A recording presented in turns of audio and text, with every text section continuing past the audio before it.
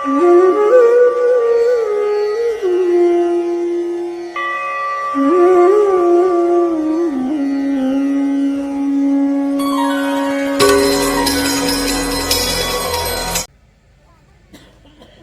2 दिवसीय कार्यक्रम आयोजित किया गया। ये कार्यक्रम प्रतिवर्ष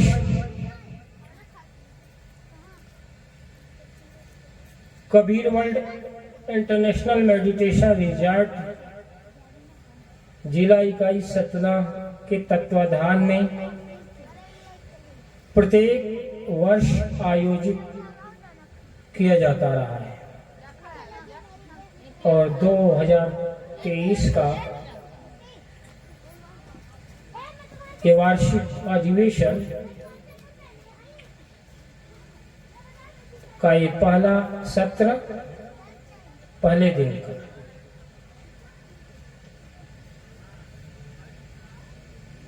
संतों का आना, उनके जीवन दर्शन, उनके विचार, उनके भाव से हमें क्या मिलता है। अब यहां प्रश्न आता है, संत के विचार और उस विचार से लाभ।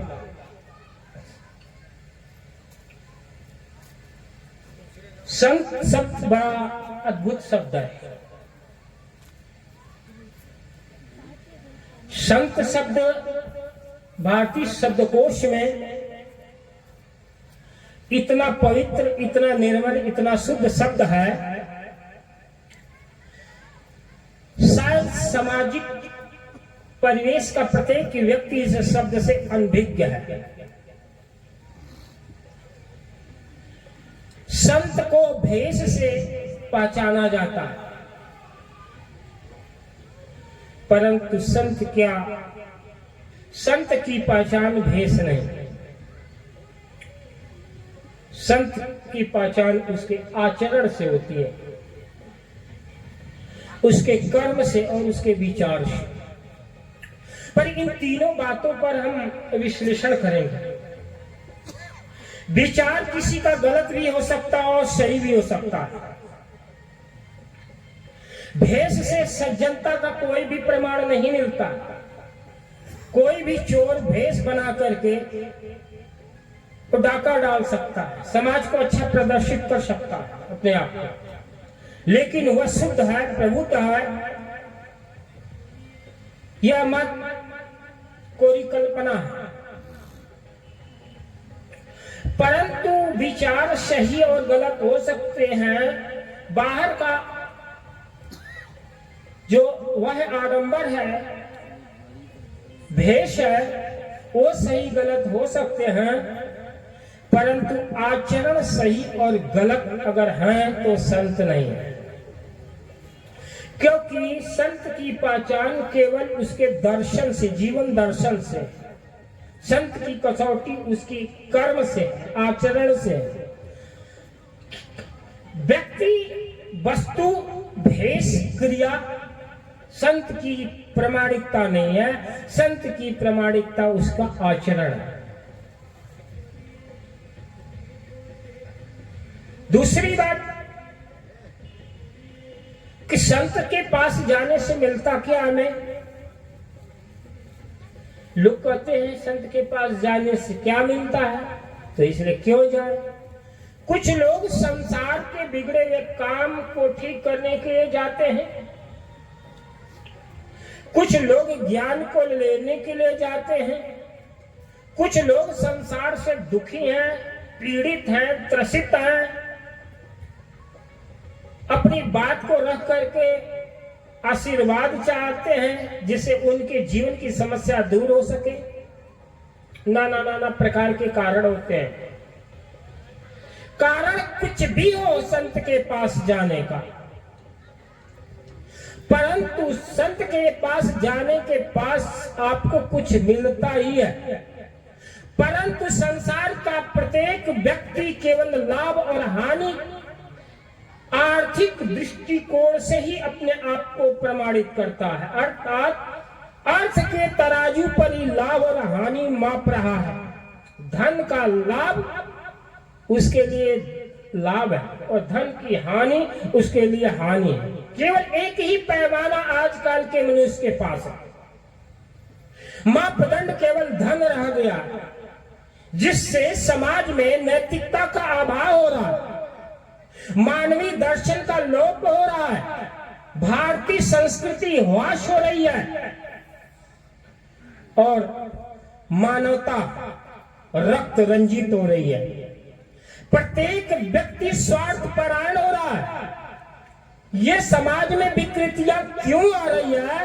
ये केवल संत से दूरी का, जो व्यक्ति संतों के आचरण से, उनके विचारों से, उनके दर्शन से दूरी बना लेगा तो समाज में विसंगतियां आएंगी। समाज में अराजकता का कारण यही है कि हम उत्कृष्ट जीवन जीना बंद कर दिए और कृष्ट जीवन, कठिन जीवन को आत्मसात कर रहे हैं, जहां लोभ और कामनाओं का ही चारों तरफ व्यापार हो रहा, जहां स्वार्थ परायणता ही जीवन का मकसद बन गया है, जहां व्यक्तिगत सोच, व्यक्तिगत लाभ और व्यक्तिगत दायरे में आदमी जीने लगा है। यही जीवन दर्शन समाज की निकृष्टता का प्रमाण हो रहा और समाज गलत दिशा की तरफ जा रहा। अब प्रश्न खड़ा होता है कि संत के पास फिर क्या मिलता है? मैंने सुना है, एक बार की बात है, और एक गांव के बाहर एक पहाड़ था और पहाड़ पर एक त्यागी संत रहता था। आपके धन का, आपके पद का, आपके प्रतिष्ठा का संत के दृष्टिकोण में कोई मूल्य नहीं। आप क्या दे रहे हैं? वो देखो सामने बैठा हुआ सुरती मल्ला, उसको बैठने का, समय का, जगह का कोई मापदंड नहीं। अब वो कर्म कर रहा है व्यक्ति, जीवन का सुधार करने के लिए सामने बैठा है, और मैं ये मत समझो कि मेरी दृष्टि किसी व्यक्ति पर नहीं, यहां तो सुधार करने की भूमिका है। जरा सोचो, तुम बैठकर क्या कर रहे हो? अब तुम संस्कार, मैं बोला समाज में आ रखा, सुरती खाएगा बुद्धि भ्रष्ट होगा, निकोटीन जाएगा बॉडी के अंदर, जो नहीं खाने वाला चीज है फिर भी वो खा रहा, मल रहा है, ठोकेगा तो अगल बगल झाग जाएगा, दूषित कार्बन डाइऑक्साइड झाग जाएगा, उसको परेशान करे। अपने तो जबरदस्ती, अरे खाने वाली अच्छी चीज होती थी तो निगल जाए, वो जानता है कि ये खाने वाली चीज नहीं है, मुंह में डालकर थूकेगा, बार बार इधर उधर थूकेगा, उससे लाभ नहीं। न खाने वाली चीज को खा रहा है, न पीने वाली चीज को पी रहा है, आदत का इतना मजबूर हो चुका है ये आदमी। और जो आदमी अपनी आदत का मजबूर होगा तो किसी भी व्यक्ति को मजबूर कर सकता है। पत्नी को मजबूर करेगा, बेटा बेटी को मजबूर करेगा, भाई बंधु को मजबूर करेगा। उसके अंदर सोचने की शक्ति नहीं रहेगी, विचार करने की शक्ति नहीं, उसकी संवेदनाएं मर जाएगी।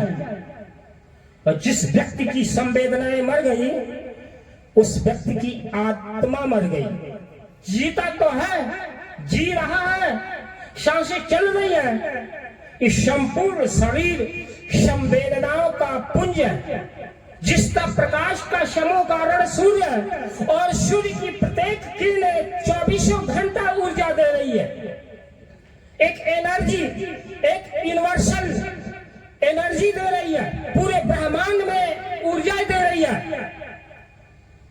चंद्रमा अपनी रश्मि किरणों से शीतलता दे रही है, वायु स्पर्श दे रहा है, धरती अन्न दे रही है, और जल शीतलता दे रही है, हवा कोमलता दे रही है। प्रकृति जो जड़ है, जो कुछ भी नहीं जानते, जिनको हम स्वभाव से जड़ कहते हैं, नॉन कॉन्शियस कहते हैं, वो हमको दिन रात दे रहे हैं। उनका प्रवृत्ति मानव संरचना के संवर्धन में है, मानव के हित में कार्य कर रहे हैं। परंतु ये मनुष्य जो जड़ पदार्थ से प्राप्त ईश्वरत्व प्रमाण से लाभ लेना है, उसको ले भी रहा है और अपनी आदतों को बिगाड़ कर, अपनी संवेदनाओं को मार करके, अपनी बुद्धि को, अपने कर्म को, अपने विचार को, अपने मन को, अपने अंतःकरण को गंदा करके आदमी को दुखी कर रहा है। मैं कह रहा था महात्मा था, और महात्मा के पास एक बहुत बड़ी विद्या थी, सोने की विद्या। सोना बनाने की विद्या उस महात्मा के पास थी। गांव के लोग बहुत गरीब थे। किसी तरह से खबर पहुंची गांव वालों को कि जो पहाड़ की चोटी पर महात्मा रहता है, वो महात्मा सोना बनाने की कला जानता है। यदि हम गांव के लोग उससे विद्या सीख लें तो हमारी गरीबी मिट जाए, दरिद्रता मिट जाए। ग्राम प्रधान को बुलाए और एक सभा आयोजित की, ग्राम सभा बुलाई गई और सरपंच को ये बात बताई गई कि ऊपर पहाड़ पर महात्मा रहता है, उस महात्मा से चल करके हम सभी सोना बनाने की विद्या सीख लें और अपने जिंदगी की सारी गरीबी मिटा दें। सभा, ग्राम सभा आयोजित की, वो सभी एक मत होकर के महात्मा के पास गए। साथ साथ सरपंच भी गया।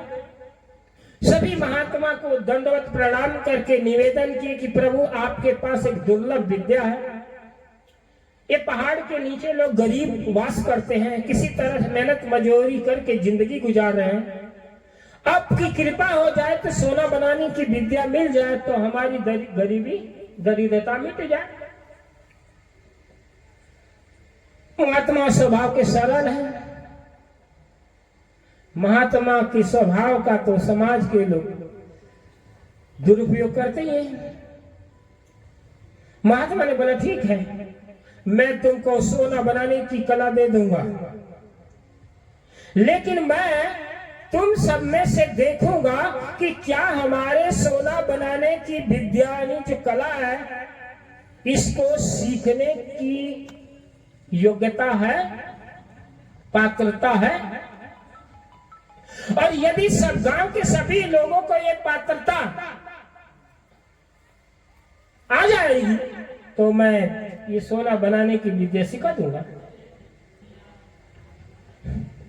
बात जो है कह के महात्मा बोला कि जितने गांव के लोग हो गौशाला में जाओ, गाय के चारा बालो, मैंने आश्रम के सारे काम करो और अपने यहाँ सेवा करो, और जब मैं देख लूंगा कि सोना बनाने की कला सीखने की योग्यता होगी तो मैं सिखा दूंगा।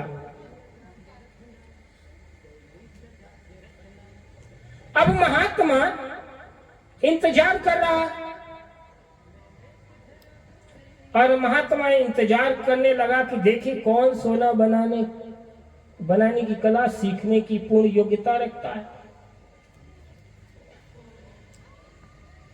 महात्मा की नजर हर व्यक्ति पर थी, हर व्यक्ति जो भी उसके पास पहुंचे थे। महात्मा इंतजार करने लगा। 24 घंटा हुआ। यहाँ पर भी सोना बनाने की कला मिल सकती है, लेकिन कुछ लोगों की याद आने लगी कि मेरी गाय, मेरे बैल, मेरी बीवी, मेरे बच्चे, जिम्मेदारियां। 24 घंटा नहीं रह पाए महात्मा के पास। हालांकि महात्मा के पास सारा भंडार भरा था, बस करना खाना, सीखने के लिए वक्त तो चाहिए। कहा जाता न कोई हंस के सीखा है न कोई रो के सीखा है, जब भी जो कुछ सीखा है किसी का होकर सीखा है। आप चाहो मांगने के लिए आपको कुछ नहीं मिलेगा, किसी का होना पड़ेगा। अगर आप किसी का हो नहीं सकते तो आप कुछ भी पाने योग्य नहीं। 24 घंटे नहीं रुक पाए कुछ लोग, महात्मा का आश्रय छोड़ करके घर पर चले आए। 2 दिन के बाद और भीड़ कम होगी, 3 दिन के बाद और, ऐसे करते करते करते महीने में तो बस चंद लोग, साल भर के बाद तो एकदम ही कम, 2 साल के बाद केवल 2 व्यक्ति रह गए। 2 व्यक्ति रह गए उस महात्मा के पास और महात्मा की सेवा करते रहते और महात्मा उनकी सारी चीजों को देखता रहता था। 12 वर्ष इंतजार करता रहा महात्मा। 11 साल बीत गया, 12वें साल लगा तो उस 2 चेले में से, शिष्यों में से एक ने बोला कि भाई देखो, मेरा वक्त तो 11 साल गुजर गया और मैं आत्मा सोना बनाने की विद्या में अवश्य कुछ भी नहीं बताया, और मैं तो अब 12 साल गुजार चुका, अब मेरा बाद टूट रहा, मैं अब जा रहा हूं। दूसरा जो चेला था बोला ठीक है, तुमको जाना है तो जाओ, कोई दिक्कत नहीं, जाओ। और वो 2 में जो इतने 12 लंबे समय से टिके, तो 2 में से भी एक ताव छोड़ करके महात्मा का साथ चला है। घर वापस आ गया। जब घर वापस आ गया तो बच गया एक। जो एक बचा हुआ महात्मा का तन मन पूरी श्रद्धा से सेवा करता था, जैसा करता वैसे करता। 12 साल बीत गए और 13वां साल लगने वाला था, नहीं 12 बजे रात होने वाली थी। 12 साल का अंतिम दिन खत्म होने वाला था। इस बार महात्मा अपने शिष्य के पास पहुंचा। रात का समय, चेला चारपाई पर लेटा हुआ था, सोया हुआ था, और महात्मा उसकी कुटिया में, उसकी झोपड़ी में प्रवेश करता है और देखता है अपने शिष्य को, तो उसके दिल में बड़ा करुणा पैदा होती, बड़े आह्लाद, बड़े मैत्री, मुदिता और बड़े आनंद, अनुमति, मुदिता से भर जाता है। शायद जैसे एक माँ अपने नौनिहाल गोद में रखे हुए बच्चे को लाड प्यार से देखती है। 12 साल रहते रहते वो शिष्य गुरु की समस्त योग्यताओं में पारंगत था। उसकी योग्यता इतनी बढ़ चुकी थी, जितना गुरु उससे अपेक्षा किया था उससे भी कहीं ऊंची योग्यता रखने लग गया था। और इस शिष्य के मुखमंडल को देख करके, उसके हाव भाव और आचरण को देखकर, जो भी उसके पास था सब कुछ लुटा देना चाहता। चाहे वो संत हो, गुरु हो, वो सब कुछ तभी लुटाता है जब उसको बटोरने वाले, समेटने वाले की पात्रता होती है। यहां लुटेरे बहुत हैं, लेकिन लुटाने वाले कम हैं, और संत से बड़ा लुटाने वाला कोई नहीं, और संसारी से बड़ा लुटेरा कोई नहीं। ये दोनों शब्द सापेक्ष हैं, लेकिन बहुत महत्वपूर्ण है। लुटेरा और लुटाने वाले का अभिप्राय यह नहीं है केवल धन लूटो। धन तो दुनिया का सबसे निकृष्ट अशुद्ध चीज है, लेकिन दुनिया के लोग उसको बहुत पवित्र मान लिए। इस दुनिया में धन ही हजारों लाखों के हाथ में पहुंचता है, और धन से अशुद्ध कोई चीज नहीं, और धन की शुद्धता केवल दान से ही है। धन की शुद्धता केवल दान है। अगर आप धन को भोग रहे हो, धन को बटोर रहे हो, धन को जोड़ रहे हो, तो अशुद्ध कर्म को ही जोड़ रहे हो। धन की पवित्रता केवल दान से ही। महात्मा उसके मुखमंडल को देखा, देखने के बाद लुटाने, अपने पास जो भी ज्ञान था, अनमोल अनुभव था, वो सब कुछ देने के लिए बरस पर बरसा बादल प्रेम का हरी भरी बन रहा है। कबीर कहते हैं कि संत बरसता है, संसार के दुखी आदमी तपन से, काम से, क्रोध से, लोभ से, मोह से जल रहा है, और संत की वाणी जो ज्ञान और अनुभव है, आचरण है, वही आत्मा और मन को तृप्त करने वाले हैं। क्या धन को बटोर कर आपके मन की तृष्णा मिटी? क्या इतना घर, मकान, दुकान सब कुछ बना ले आपको मन की शांति मिली? क्या पद, प्रतिष्ठा, मान, सम्मान, गौरव को प्राप्त करके आप सुखी हो पाए? क्या बीवी, बच्चे, बच्चा और परिवार को बढ़ा करके आपकी आंतरिक मन की तृप्ति हासिल हुई? यदि नहीं तो आप जो भी कुछ किए हो आपको शांति देने वाले नहीं, आपके जीवन की तपन को बुझाने वाली नहीं। इसलिए कबीर ये कहते हैं कि वर्षा बादल प्रेम का। बादल क्या है? शुद्ध वाणी, ज्ञान की वाणी ही बादल है, और शुद्ध ज्ञान की वाणी में ही प्रेम बरसता है। जो निर्णय है, जो शाश्वत सत्य है, जो आत्मज्ञान की विचारधाराएं हैं, वो क्या है? प्रेम की अद्भुत कृति है। विराटतम से विराटतम अस्तित्व की कृति है प्रेम। वो प्रेम नहीं जो आज का लड़के और लड़कियां कर रहे हैं, वो तो एकदम निकृष्ट। तो कभी कहते वर्षा बादल, बादल जब ज्येष्ठ मास होता है, ज्येष्ठ मास में धरती चारों तरफ से आग से उबलती है, चारों तरफ गर्म हवाएं चलती हैं, धरती से तपन उठती है। उस समय अगर बादल आसमान में मंडरा रहा हो तो लोगों की मन को कैसी सुकून और शांति मिलती है। पसीने पसीने बदन से छलक रहे हो, धरती से आग बरसती हो, सूरज तप रहा हो, और अकस्मात ज्येष्ठ मास में बादल आए हवाओं को का झोंका लेकर के, तो जरा कल्पना कीजिए उस ब्रह्मांड की, यूनिवर्स की जो कृति है बादलों का, कैसा आपके मन को शीतलता प्रदान करता है, कैसे आपके मन को तृप्त करता है, रोमे रोमे एक अलग आनंद स्फुरित करता है। तो उसी बात को कबीर ने कहा वर्षा बादल प्रेम का, वो ज्ञान की, अनुभव की, कि बादल जब बरसते हैं, अनुभव के बादल जब बरसते हैं तो प्रेम, वो प्रेम जो मीठी मीठी बात नहीं, वो कर्कश वाणी भी। जब बारिश होती है तो तेज बारिश की मार को धरती नहीं सह पाती है।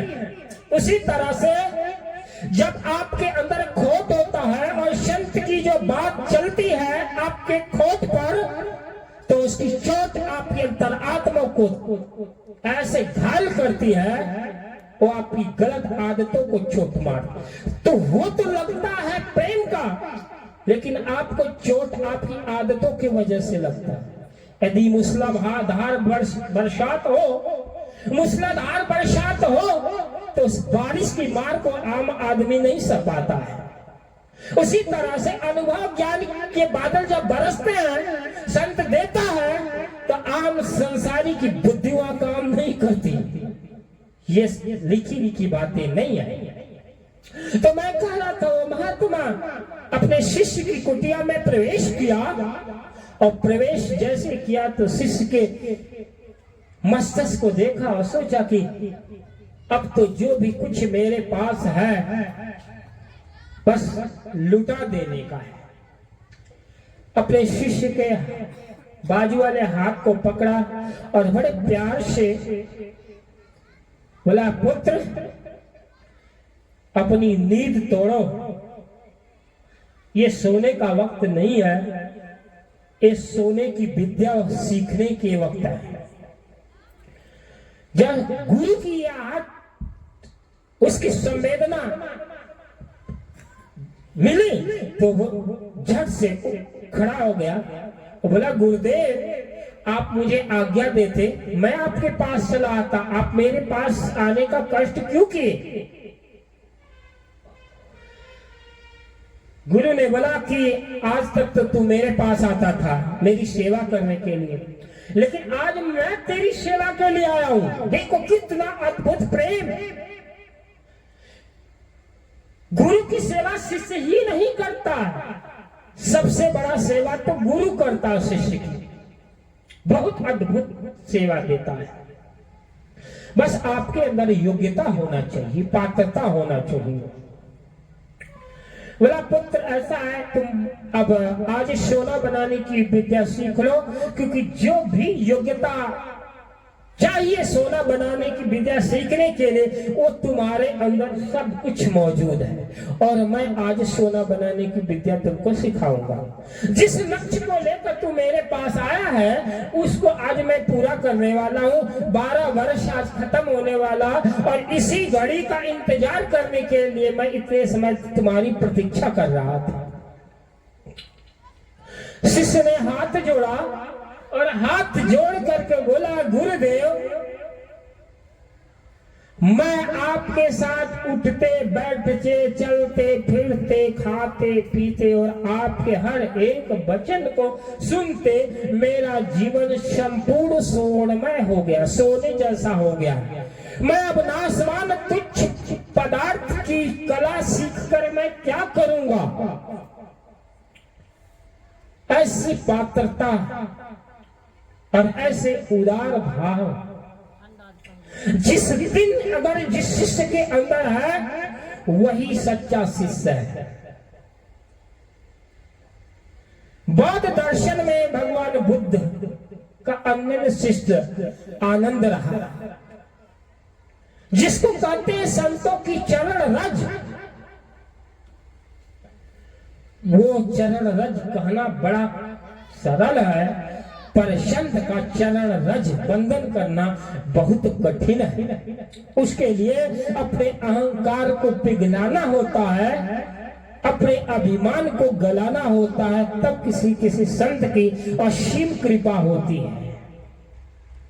तो संत सभी नहीं है।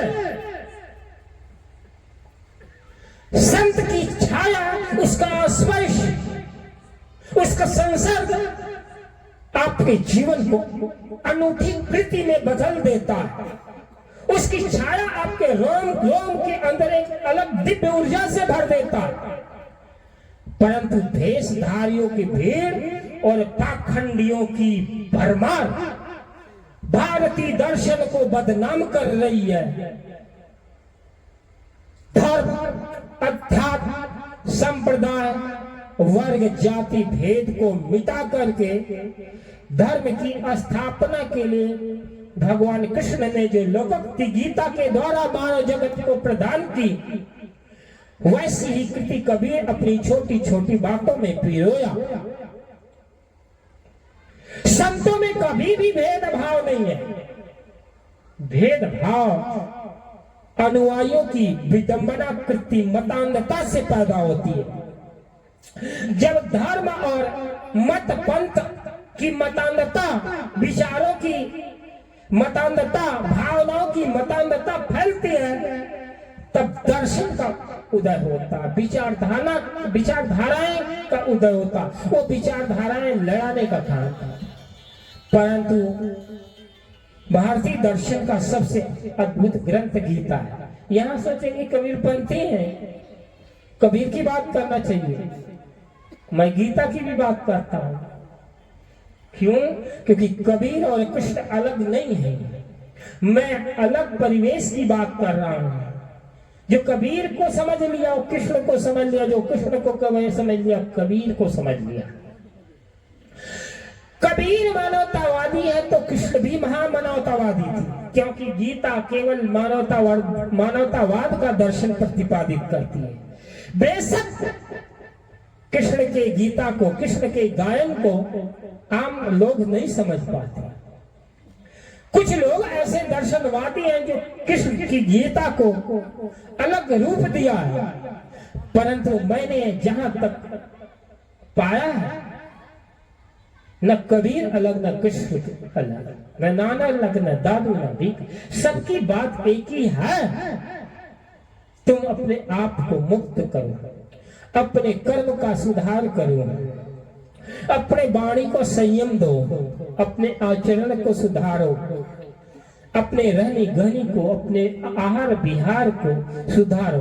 कौन महात्मा, कौन संत, कौन अध्यात्मवादी, कौन दर्शनवादी करता है कि तुम उल्टा पुल्टा करो? किसी ने नहीं किया। किसी ने 4 बात बताई, किसी ने 8 बात बताई, किसी ने 10 बात बताई, किसी ने 2 बात बताई, किसी ने 5 बात बताई, लेकिन वो सभी बात यही बताए कि ये मत करो, ये मत करो, ये मत करो। वो नहीं कहा कि चोरी करो, वो नहीं कहा कि तू नशा करो, जुआ खेलो, किसी बहन बेटी में गलत नजर डालो, कभी भी किसी महात्मा ने नहीं कहा, चाहे उसका विचारधारा कोई भी ना हो। कुछ मूर्ख तो ये कहते हैं कि भगवान कृष्ण के पास 16,108 रानियां थी, लेकिन उनको ये पता नहीं है कि 16,108 कन्याओं को भगवान कृष्ण ने कारागार से मुक्त करवाया, उनको जीवन दान दिया। और जब कृष्ण ने उनको जीवन दान दिया, जेल से रिहा किया, तो उन्होंने कृष्ण को वरण किया। वरण कैसे किया जाता है? वरण का मतलब है जब आपके ऊपर कोई व्यक्ति अन्य कृपा करता, आपके जीवन में सहयोग करता, तो आप उसके कृतज्ञ हो जाते, कृतज्ञ हो जाते। कृतज्ञता ही वरण है।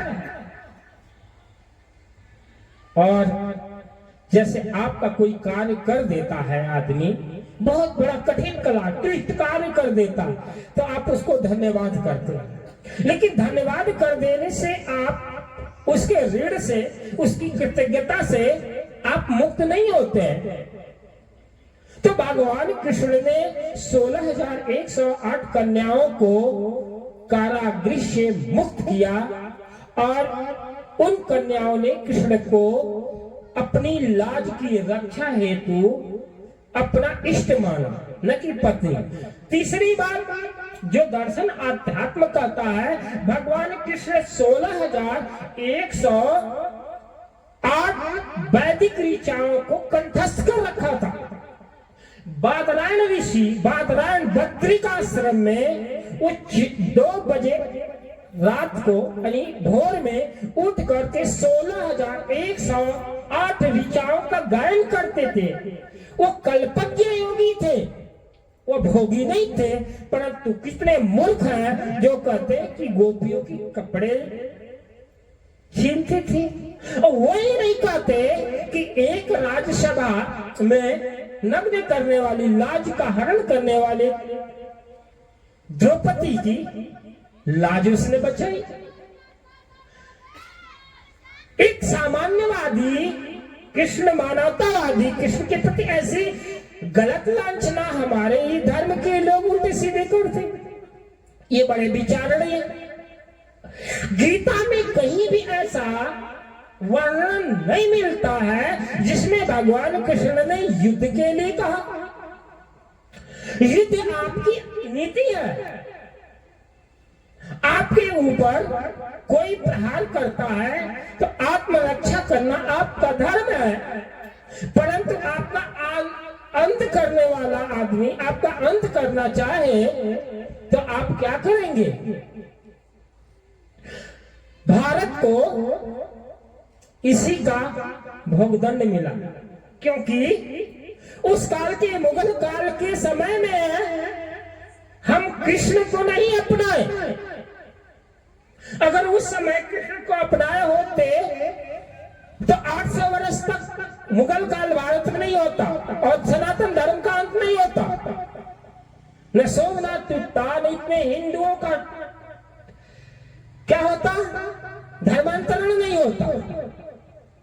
और मैं किसी धर्म जाति की बात नहीं कर रहा, मैं दर्शन की बात कर रहा हूं। सोमनाथ को तोड़ा गया और जगह अकाशी देख लो, मथुरा देख लो और देख लो, ये क्या हुआ? आपकी सहनशीलता का लोगों ने कायरता की तरह से देखा। आपकी सहनशीलता आपकी कायरता में बदल गई और आपका अंत हुआ, आपकी संस्कृति का अंत हुआ। और जिस व्यक्ति की संस्कृति का अंत होता है, समझ में आता है, जिस व्यक्ति की संस्कृति का अंत हो जाए उस व्यक्ति के अस्तित्व का अंत हो जाता है। इसलिए संस्कृति की रक्षा करना हमारा कर्तव्य है, अपने धर्म की रक्षा करना अपना कर्तव्य है। महात्मा ने बोला कि मैंने सोना बनाने की कला सिखाने के लिए तैयार हूं, परंतु शिष्य ने बोला आपके साथ रहते रहते मेरा जीवन सोने के समान है गुरुदेव, मुझे सोना बनाकर सीख करके क्या करना। ऐसा भाव लाखों करोड़ों शिष्यों में होता है, और कली काल में तो समय ही नहीं। मैं कह रहा था ये भारत की दुर्दशा धर्म की नपुंसकता से पैदा हुआ, क्योंकि गीता को ठीक से आयाम नहीं दिया गया।